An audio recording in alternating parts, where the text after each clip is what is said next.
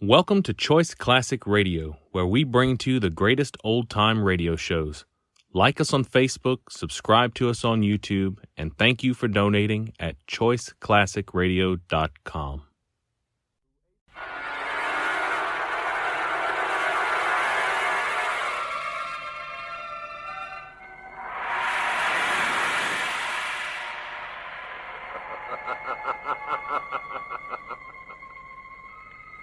Who knows what evil lurks in the hearts of men? The Shadow knows.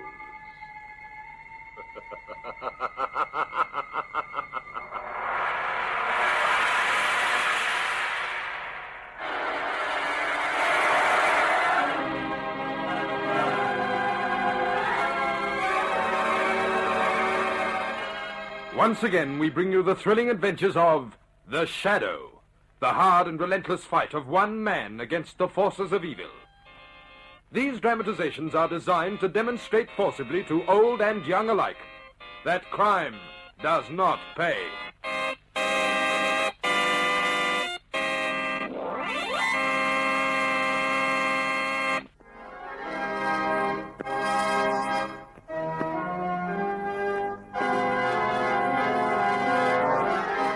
The Shadow, who aids the forces of law and order, is in reality Lamont Cranston, wealthy young man about town. Years ago in the Orient, Cranston learnt a strange and mysterious secret: the hypnotic power to cloud men's minds so they cannot see him. Cranston's friend and companion, the lovely Margot Lane, is the only person who knows to whom the voice of the invisible Shadow belongs. Today's drama, Relax and Murder.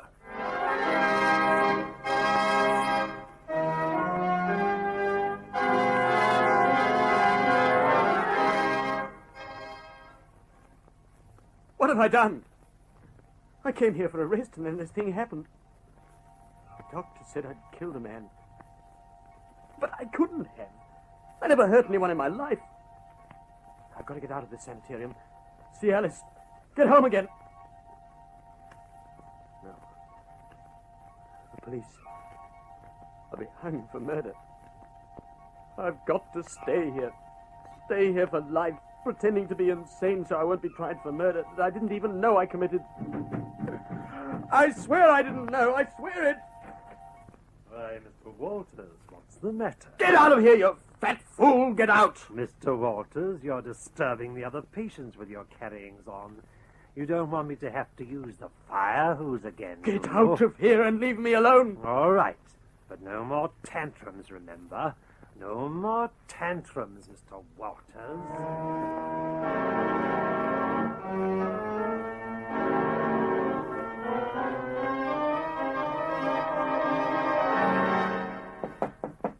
Come in. Doctor, Where have you been, Claude? Didn't I tell you we had another demonstration this evening? Jim Walters was in a temper, Doctor. I was just trying to quieten him. Forget about Walters. There are two new patients. Evans and the wealthy Mr. Halsey, Doctor? Naturally. They're both in my office now. They're already under hypnosis. I'll wait right outside until you're through, Doctor. And dispose of the body in the usual way, Claude. Of course, Dr. Sloane. Of course. All right now. Are both you gentlemen asleep? Mr. Evans? Yes, Dr. Sloane.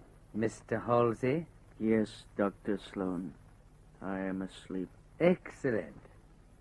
Evans, you will remain lying on the couch just as you are. You will not move, no matter what happens. You understand? Yes, Dr. Sloane. Now, Mr. Halsey, I want you to follow my instructions carefully. Get up, out of your chair. That's it. Now, approach the couch. That's right. Now, stop. Now, listen carefully. Above the couch, directly over Mr. Evans's head, there is a bookshelf. Do you see it? Yes, Dr. Sloane. Next to the heavy bronze bookend at the edge of the shelf, there is a copy of a book The Decline and Fall of the Roman Empire. Now take that book off the shelf and bring it to me. Slide it off. Further. Further. That's it. When I clap my hands, Halsey, you will awake immediately. You will not remember anything that happened. You understand? I understand, Doctor. Awake. Oh, what happened? I don't seem to... Evans. What happened to Evans, Doctor? You killed him, Mr. Halsey. You smashed his head in with that heavy bookend. I? No, I couldn't kill him, man. You were very tired and high-strung when you came here. Remember, Mr. Halsey? Your mind, it snapped temporarily under the strain, and you committed murder. Murder? I can't believe it. If you don't believe me, perhaps you'll believe the police. Police? No, I believe you. I have been under restraint. No, help me, Doctor. Please help me. I shouldn't, Mr. Halsey, but I will. If you stay here, you'll be safe. Of course, you'll have to be declared insane. And if you ever leave... I won't leave. Very well, Mr. Halsey. Write to your family. Tell them to send you money. It will take a lot of money to keep you here, away from the law. Tell them not to visit you, and I will allow you to remain here indefinitely. Thank you, Doctor. I'll write for the money immediately tonight. Fine, Mr. Halsey. Now just go to your room, and I'll take care of everything. No one will suspect what has happened. Thank you, Doctor. Thank you, Doctor. All right, Claude. It's all over. Come in. Was it a successful demonstration, Doctor? Ah, I can see it was. Very successful. Doctor, Yes, Miss Windust. 2 visitors. They're in the waiting room now. They came to see Mr. Walters. Visitors? At a time like this? I tried to get rid of them, Doctor, but they wouldn't go. And when I told them they couldn't see Mr. Walters, they insisted on talking to you. All right. I'll take care of them. Dispose of Mr. Evans immediately, Claude. Keep them outside until we're ready, Miss Windust. I'll see them here in my office in 5 minutes.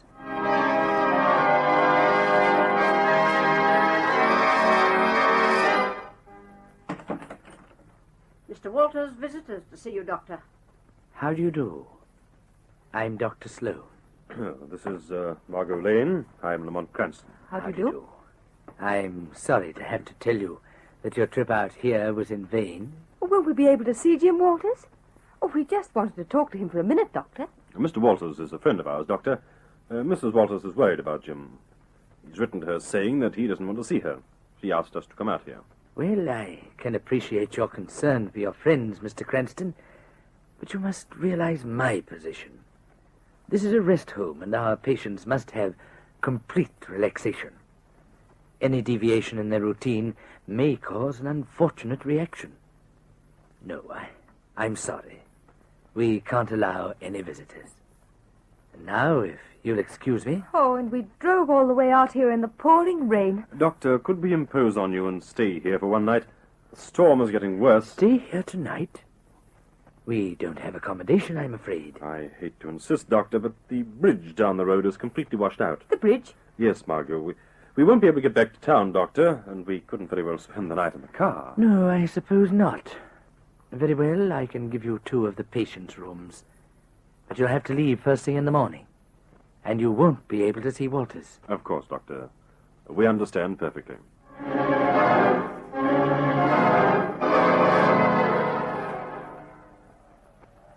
Well, Dr. Sloane certainly wasn't feeling hospitable when he gave us these rooms. Stuffy little compartment, bars on the windows. Charming little room.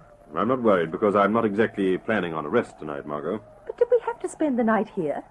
That monkey business about the bridge being washed out. We came out here to see Jim Walters, darling, and we're going to see him. You think Jim is in danger? I don't know, Margot. But I don't think it's very logical for a man in a rest home to refuse to see his wife, or for a doctor to refuse a patient visitors. Darling, are you just naturally suspicious? Or do you know something you haven't told me? Both. I didn't tell you this, Margot. But this Sloane, who calls himself a doctor, is not a physician. Claims to be a psychiatrist, but he's not even licensed. I checked. And you think this doctor, Mr. Sloane, is holding Jim here somehow? That's what I'd like to find out from Walters himself. I'm going to try and see him alone just as soon as the coast is clear. I'll come to your room, darling, and let you know what I find out.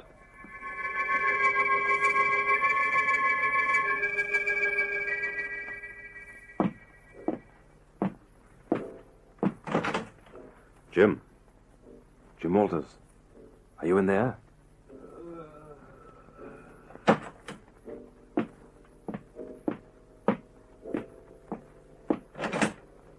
Walters. Is that you, Jim Walters?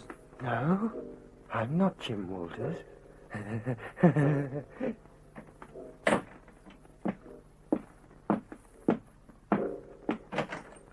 Jim Walters. Are you in here? Yes? I'm Jim Walters. Who is it? Lamont Cranston, Jim. I've been looking for you. Lamont! What are you doing here? Margot and I came here to see if we could help you, Jim. I don't need any help. I don't want to see anybody. Is there something wrong, Jim? Alice is worried about I'm you. all right. I don't want to see Alice yet.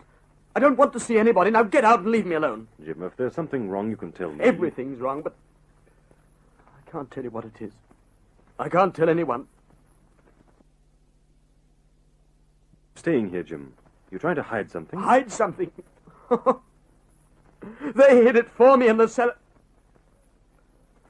No, I mean... The cellar? Get out and never come back here again. Jim, please. Get out, I said.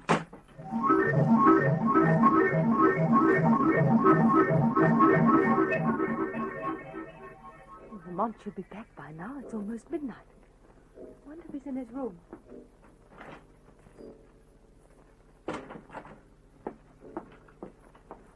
This hole's so dark. What's that? Footsteps. Must be one of the patients. It is. He looks as if he's walking in his sleep. My room. Can't get back there. I'll duck in here till he passes. Locked. He's getting closer. Another door down here. Oh, it won't open either. It's following me. I've got to open it. There. Now inside. He didn't see me. He's going by. Safe. I'm safe. What's the matter, Miss Lane? Fancy that. She fainted.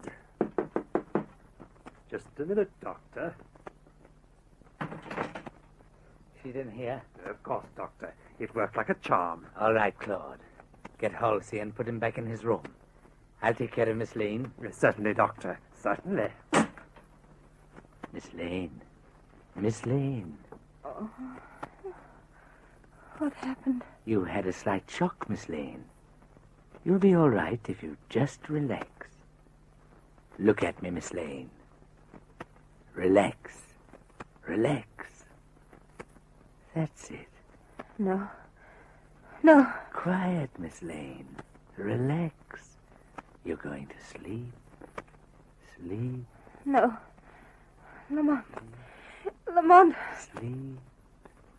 Sleep.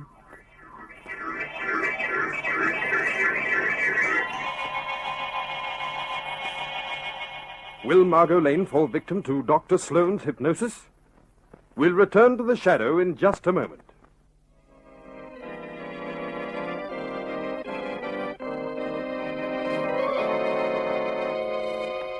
And now, back to the shadow. Margot Lane, shocked by the sudden appearance of the strange hospital attendant, fainted. She is alone now with Dr. Sloane, who is trying to persuade her to relax and sleep. Relax and sleep. No. I don't want to sleep. Lamont. Sleep. Relax and sleep. Lamont. Margot. Oh, Lamont, I'm so glad you're here. Easy, darling. You're all right now. What's all this about, Doctor? A rather unfortunate experience. One of the patients left his room. He frightened Miss Lane, and I was trying to calm her. I see. Well, come on, Margot. I'll take you back to your room. Pardon us, Doctor. Of course. Lamont, Let's get out of here. That sleepwalking patient in the hall. And the doctor. We shouldn't have stayed, Lamont. I shouldn't have left you alone, darling. I did see Jim Walters, though. How is he? What does he say? But he said he didn't want to see anyone, even you and me. He's terribly nervous and frightened, almost out of his mind. He's trying to hide something, I think. Something he's ashamed of. But Jim just came here for a rest. He said the cellar. Something in the cellar. The cellar? You mean that what frightened Jim is in the cellar? What frightened him, or what he's ashamed of, Margot. Come on, darling. You're going down to the cellar now? We're going now, Margot. I'm not going to take a chance and leave you alone again.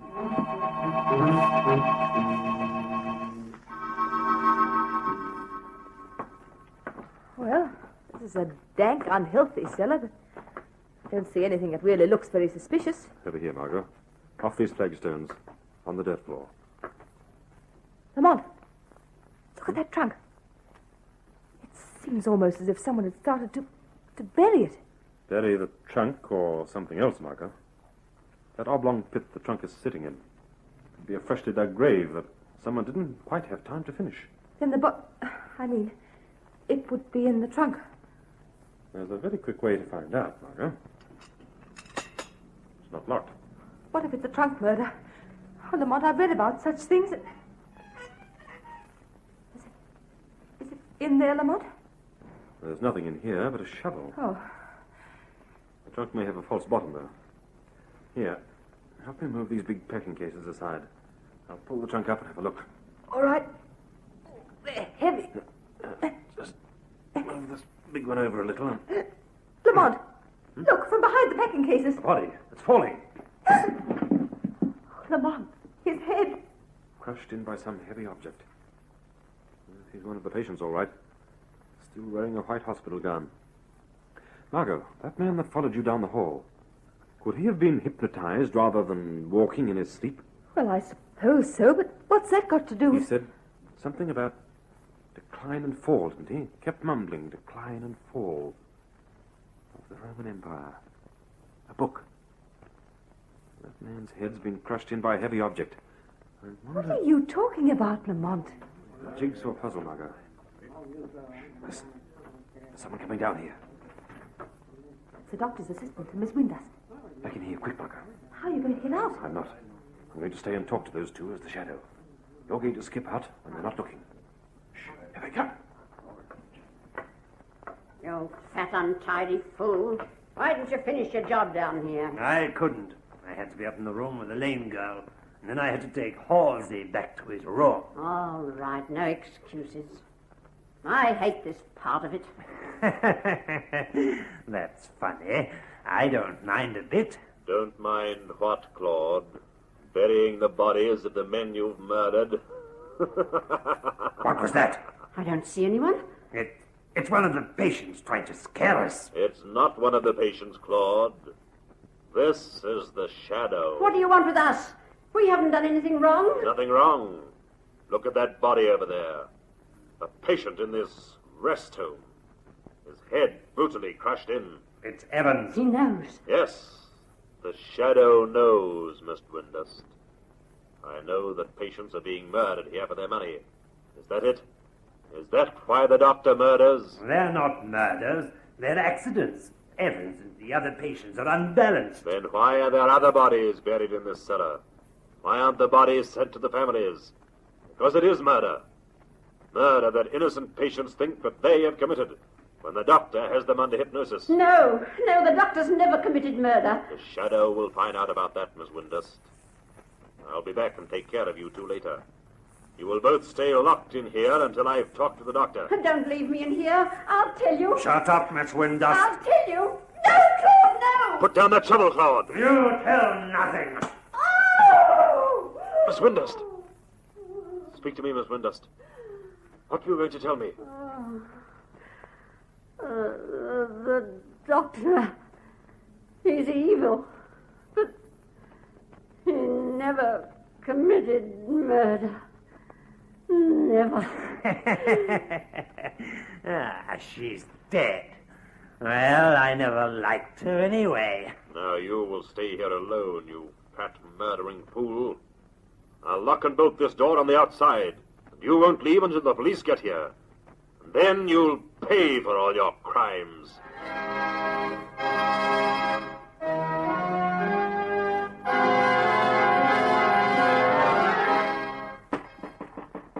Margot. Margot. Oh, Lamont, I'm so glad you're back. What did Miss Windust say? Miss Windust is dead, Margot. Claude killed her before I could stop him. I left him locked in the cellar. And the doctor? He's working late in his office. I saw the light as I came up. Does he suspect anything? No. And we're going down right now and see him before he does. I've got to hurry, Margot. We're going together. Yes, I've got a plan. It's risky, but it's the only way to get the evidence we need of the doctor's guilt. We're going to bait a trap for Sloan.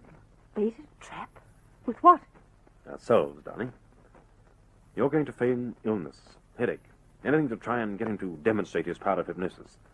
And then you're going to allow him to actually hypnotize you. Is he going to hypnotize you, too? It depends, Margot, on who has the stronger mind. But, Lamont, if he's been able to keep all the patients in this hospital under his spell, he must be tremendously powerful. He is. I said it was risky, Margot. You game? Yes. Yes, I'm game, darling.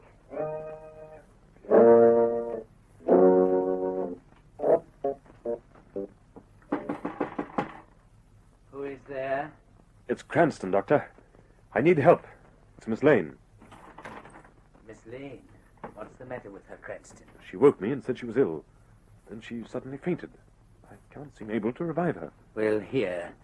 Put her down on the couch. There. Oh, what's happened? You fainted, Margot. Oh, my head. I feel so tired. Can't you do something for her, Doctor? Yes, please, Doctor. I could administer a sedative, but that would only depress her more. Of course, there is one treatment that would refresh her immediately. Treatment? What kind of treatment, Doctor? Hypnosis. I merely place Miss Lane under a light hypnotic spell and give her the post-hypnotic suggestion that she awake refreshed and rested. And it works? Invariably. I don't know. What do you think, Margot? Anything that will make me feel better, Lamont. Splendid. Incidentally, Mr. Cranston, wouldn't you like to watch this demonstration? Well, as a matter of fact, Doctor, I'd like to join in this demonstration. Frankly, I'm not sure that it can be done. A little skeptically, Mr. Cranston. Very well. Just be seated in this chair. Miss Lane, just lie quietly on the couch there. That's it. Now relax. Allow all the feeling to go out of you. You both are beginning to feel numb. You're going to sleep. Relax, Mr. Cranston. Relax, Miss Lane. You're both drifting off to sleep. Sleep. Sleep. Sleep. Now, Miss Lane, you are asleep. Your eyes are so heavy you can't open them. Can you, Miss Lane? No, I can't open them. Good. Now, Mr. Cranston, you too are asleep, aren't you? No. No, I'm not asleep. I'm not. You're fighting it, Cranston. You are supposed to relax. No. No. But you can't resist, can you? You will get out of your chair, Cranston. Get up. That's better, Cranston. You see, you can't resist. You thought I had fallen into your childish little trap. I knew Miss Lane was faking illness, and I let you believe you'd fooled me. No. So you would match minds with me, Cranston. Now that you are really under my hypnotic power, who is the stronger? Who? Walk over to that couch, Cranston. I won't. Walk. Good. Now stop when you reach the couch where Miss Lane is lying. Now, reach up and take hold of that book titled Decline and Fall of the Roman Empire. Take that book. The book? No. No. Reach up and take the book. Reach up. No. I'll break the trance. I'll break it. Reach up and take that book. Reach. I've got to break it. Reach. I've got to break it. I've got to break it. Reach. There. Who's that? This is the shadow, Dr. Sloan. The tables are turned. Now you are in the shadow's power. Shadow? Yes. While you thought you were hypnotizing Cranston, the shadow was actually hypnotizing you. Cranston. Gone. Yes, he slipped right by you, while the shadow had control of your mind. Cranston is on his way to the police now, Doctor, to make you pay for a neat little scheme of blackmail and murder. You didn't commit murder, no. You had your patients do it for you. You knew they wouldn't knowingly kill, even under hypnotism. But they would innocently cause an accident to happen to another patient. That's been your scheme, hasn't it, Dr. Sloan? Yes, they killed for me. I told them they were murderers. They were all wealthy. They paid me well to keep them here from the law. And now the law is coming for you, Doctor, and for your fat, cold-blooded assistant in the cellar. You will wait here and make a full confession to the police. I know you will wait, Dr. Sloan, because the shadow will be watching you.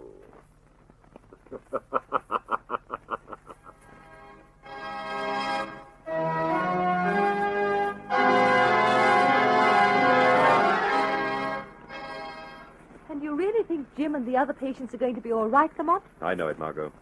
I had Commissioner Weston bring a specialist out from the city with him.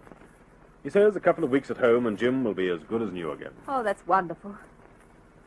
Lamont, is it really true that you can't be hypnotized unless you allow yourself to be? I believe so, Margot. Well, how was it then that Sloan almost hypnotized you? You were responsible for that, Margot. I was? Yes, darling. Like all women, you're extremely curious. You wanted to see what was going on, and instinctively rebelled against the doctor. But I was asleep. I was actually hypnotized the whole time. Yes, I know you were. But I had to be sure, so I handled that little job myself. The shadow knows, darling.